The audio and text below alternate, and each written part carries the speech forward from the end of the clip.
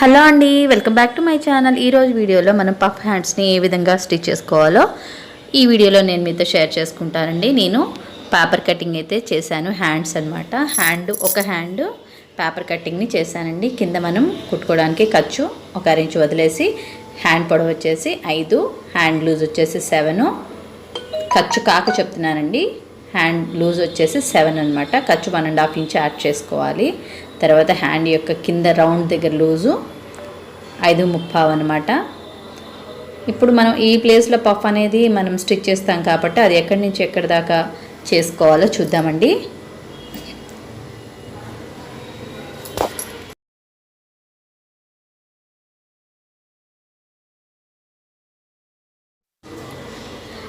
ఈ పైనుంచి కింద వరకు మనకి 3 ఇంచెస్ పఫ్ రావాలి. అక్కడ మార్కింగ్ చేసుకొని తర్వాత ఇటు సైడ్ కూడా 3 ఇంచెస్ పొడవు రావాలి. ఖర్చుతో సహా 3.5 తీసుకుంటే సరిపోతుందండి. ఈ విధంగా మార్కింగ్ చేసినాక ఈ పీస్ని కట్ చేయండి. కట్ చేసుకున్నాక ఇప్పుడు మనం ఏ విధంగా కట్ చేసుకోవాలో చూద్దామండి. ఈ కింద పీస్ కోసం నేను గోల్డ్ కలర్ క్లాత్ని తీసుకున్నాను. ఈ పీస్ కోసం ఈ క్లాత్ని తీసుకున్నాను అండి. పఫ్ కోసం ఈ క్లాత్ని తీసుకున్నాను. ఇప్పుడు ఏ విధంగా స్టిచ్ చేసుకోవాలో క్లియర్గా చూడండి. ఫస్ట్ ఈ గోల్డ్ కలర్ క్లాత్కి ఈ పేపర్ని పెట్టి కరెక్ట్ మెజర్మెంట్తో కట్ చేసుకుందామండి. కట్ చేసుకునేటప్పుడు మనం దీన్ని లోడింగ్ చేస్తాం కాబట్టి, అంటే మనం లోపల లైనింగ్ యాడ్ చేసుకుంటాం కాబట్టి మొత్తం అన్ని సైడ్స్ ఒక 1/2 ఇంచ్ ఎక్స్ట్రా పెట్టి కట్ చేసుకోండి. ఎందుకు అంటే మనం లోడింగ్ చేస్తాం కదా, అందుకనండి. అంటే లైనింగ్ జాయింట్ చేసుకుని అటు తిప్పేస్తాం అనమాట. అందుకని మనం ఖర్చుతో సహా చేసామనుకోండి మనకి క్లాత్ అనేది తగ్గిపోదు. యాజ్ స్టిచ్ చేసామంటే మనకి క్లాత్ లెంత్ అనేది తగ్గిపోతుంది అనమాట. అందుకని ఆ విధంగా చేస్తున్నాను.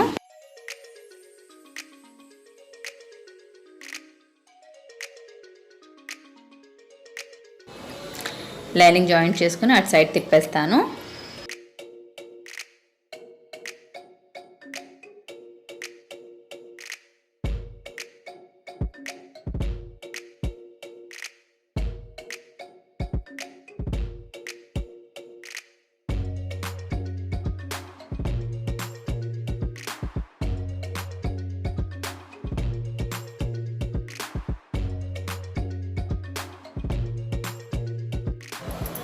తర్వాత మనం అటు సైడ్కి తిప్పేసుకుందామండి.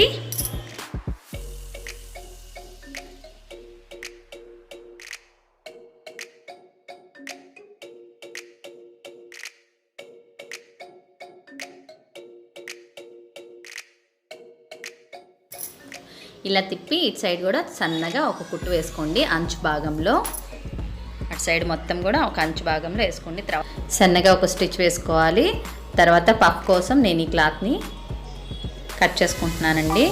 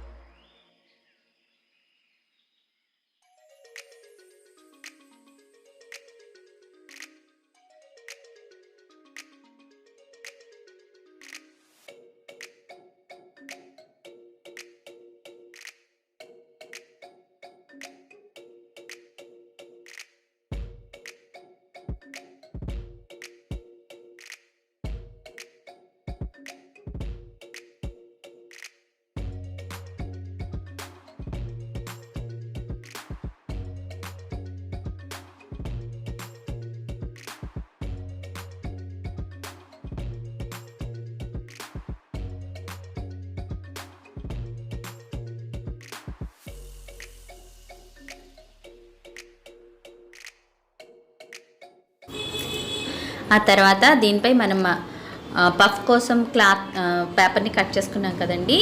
ఆ పేపర్ని పెట్టి కరెక్ట్గా దాని మెజర్మెంట్తోనే స్టిచ్ చేయాలి. అది ఏ ఆకారంలో ఉందో అదే ఆకారంలో ఈ విధంగా స్టిచ్ చేయండి. పేపర్తోనే పేపర్ మీదే కుట్టుపడేటట్టు స్టిచ్ చేయండి. ఎందుకు అంటే మనం ఈ విధంగా చేసే వల్ల ఈ పఫ్ అనేది కుచ్చులు అనేది అడ్డు రాకుండా ఉంటాయి అన్నమాట. అందుకు ఇలా కుట్టినాక లైనింగ్ కూడా అటాచ్ చేసుకోవాలండి. ఇలా పూర్తిగా కుట్టకూడదు. ఇది ఒక భాగం అంటే కింద వైపు మాత్రమే కుట్టాలి, పైన వైపు అక్కర్లేదు. లైనింగ్ జాయింట్ చేసుకున్నాక ఎక్స్ట్రా పీస్ని కట్ చేసుకొని ఏ విధంగా జాయింట్ చేసుకోవాలో క్లియర్గా చూడండి.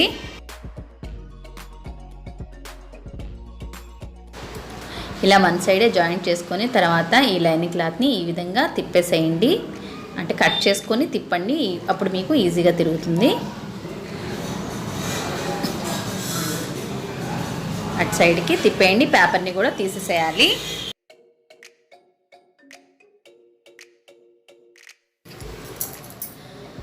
తర్వాత ఈ విధంగా మనకి హ్యాండ్ అనేది వస్తుంది కదా, ఈ విధంగా పెట్టుకొని కరెక్ట్ మెజర్మెంట్స్తో డీస్తో మార్కింగ్ చేసుకోండి ఫస్ట్. తర్వాత దీన్ని లేస్తో స్టిచ్ చేసుకుంటాను. క్లియర్గా చూడండి. హ్యాండ్ మెజర్మెంట్ ప్రకారం హ్యాండ్ యొక్క పొడవు 5 రావాలి కదా, 5కి మార్కింగ్ చేసుకొని హ్యాండ్ని కరెక్ట్ మెజర్మెంట్తో ఒకసారి డీస్తో మార్కింగ్ చేసుకొని హ్యాండ్ని జాయింట్ చేసుకోవాలి. ఈ పఫ్ లేస్ని, ఈ కింద పార్ట్ని పఫ్ లేస్ని కూడా జాయింట్ చేసుకుందాము. వీడియోలో చూపిస్తున్న విధంగా జాయింట్ చేసుకోండి. తర్వాత ఎక్స్ట్రా పీస్ని కట్ చేసేసేయండి.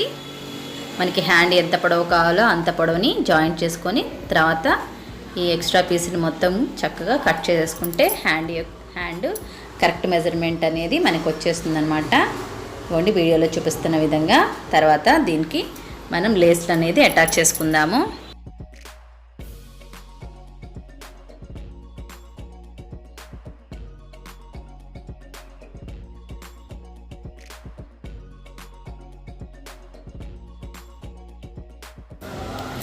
ఈ విధంగా పఫ్ హ్యాండ్స్ని స్టిచ్ చేసుకోవాలి.